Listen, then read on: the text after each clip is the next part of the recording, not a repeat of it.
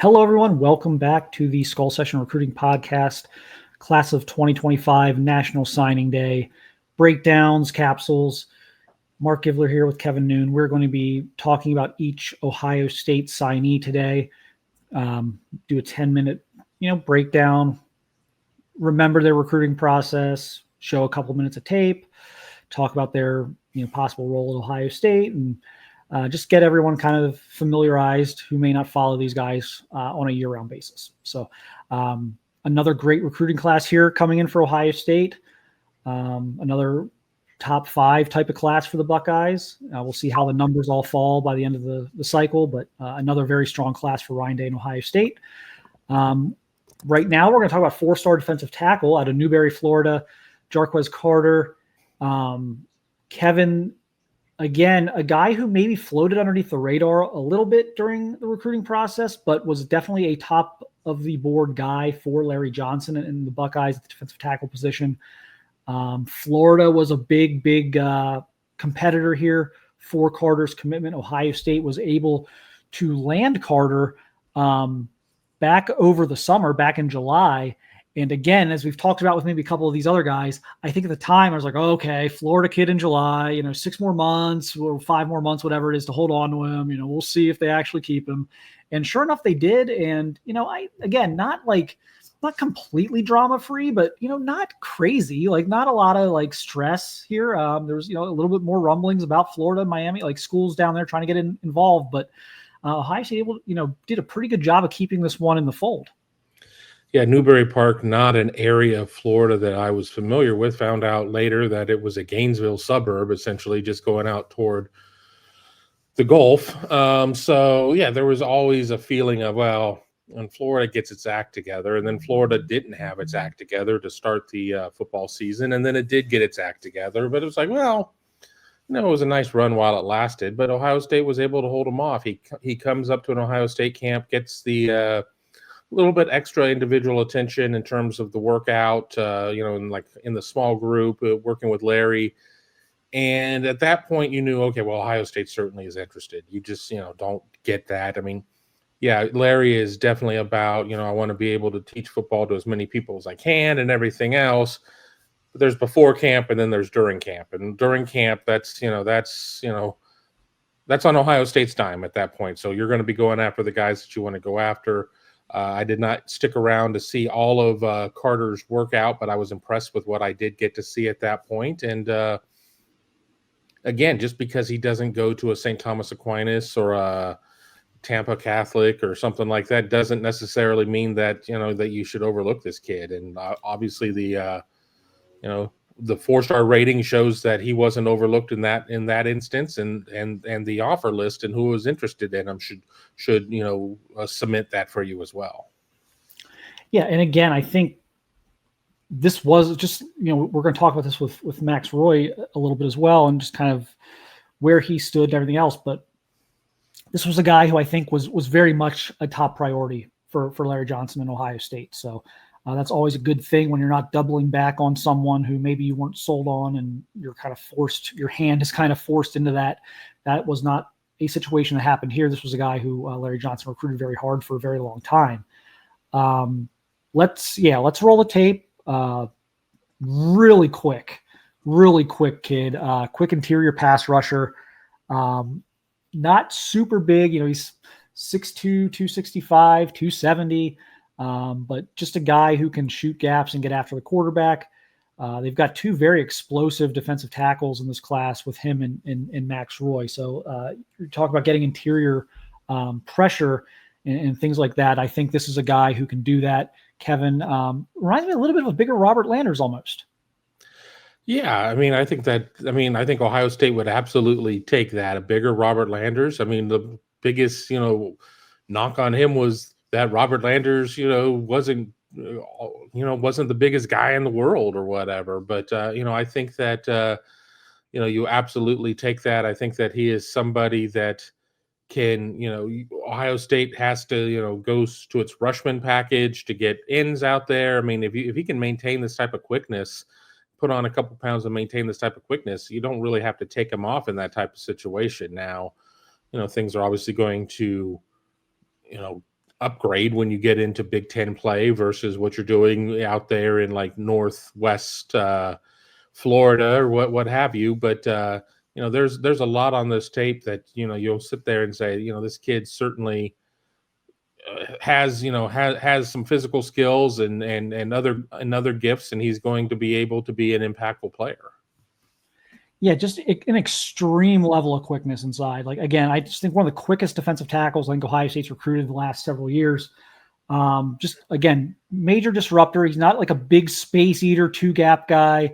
That's not going to be his game. His game is going to be to get penetration, blow up the run, get after the quarterback. And as I've kind of always said, look, it's great to have a Nick Bosa or a Chase Young. Who could argue otherwise? Who could argue against that? But there is something to be said for guys who can disrupt the passing game from the interior. Quarterbacks would much rather be able to step up in the pocket to avoid a Chase Young or a Nick Bosa than they would to have the pressure come right in their face, where there's really no avoiding it. When the pressure's coming up right through the middle, it's getting right in the quarterback's face. There is no avoiding that. And it's a more disruptive type of pass rush than what you're getting from the outside. So these types of guys can really wreck games. You see it in the NFL week to week with certain players in the NFL. Chris Jones, formerly an Aaron Donald, Jalen Carter. You see these guys just ruin games for opposing offenses by their ability to get in the backfield from the interior of that defensive line. And I think Jarquez Carter is that type of player.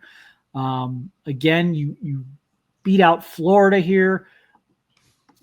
Again, I think we're going to talk about this. It's going to be a little bit of a theme that we talk about some of the Texas guys that we're talking about with TJ Alford.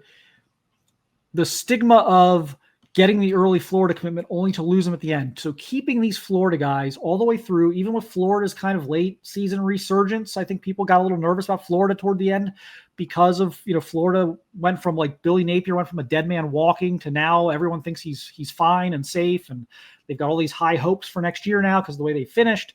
And, you were able to still hang on to this guy. Yeah, and that's the big thing is being able to hang on in that type of environment. Obviously, the concerns about what would the Florida reception be as things had turned around. I mean, obviously Miami's down there swinging a pretty big bag of NIL. Again, Newbury Park is not necessarily all that close to Miami, but it is in state, and you just jump down the turnpike or whatever. But for Ohio State to hold on, and I think that one of the big things was remember when Jim Knowles came to Ohio State and defensive recruiting was lagging behind offensive recruiting because it's show me what it is that this is going to look like. Well, Ohio State's been able to show it. And even in Ohio State's losses, I mean, it was not like the 32 points it gave up to Oregon was like, a point a minute. It was not like the 13 points on Saturday's game was like a point a minute type of situation. The defense played very well. So I think that, you have a proof of concept that you can show to these kids. And that's how you're able to withstand some of these things, because Ohio State has been in the top 10 in most major defensive categories throughout the season, is among, if not the nation's leader in points allowed, fewest points allowed, has got to be in the top 2 or 3. I mean, giving up 13, I don't think necessarily hurt their standing. So it is good, and Ohio State has to get used to doing that because Ohio State does recruit out of state so much. I mean, when, in the Tressel years when you were recruiting 75, 80, 85% of your class from Ohio, and then maybe the rest of it was out of Pennsylvania with like a Florida kid or two. And generally the kids you were going after in Florida, Orion Johnson was not necessarily somebody Florida State, Miami was going after.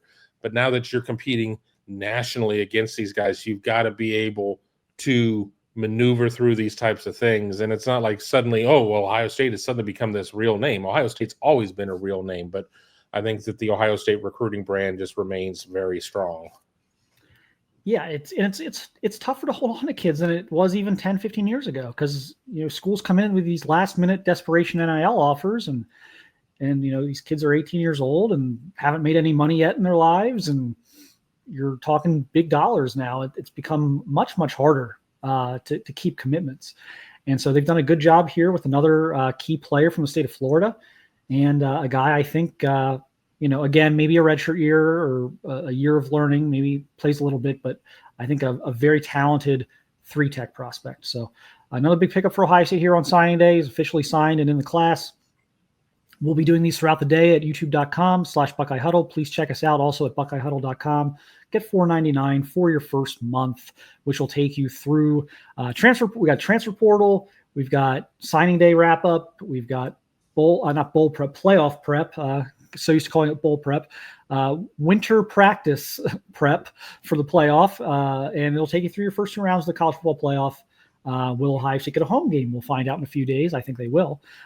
So let's see what happens there. And so lots of good stuff going on the website if you're not already on there. Also, we have the best fan community on the internet in the Ohio State space. So we are happy to always add to that community. So join us over there, $4.99 for your first month. Other than that, we will talk to you and see you very soon with a new episode.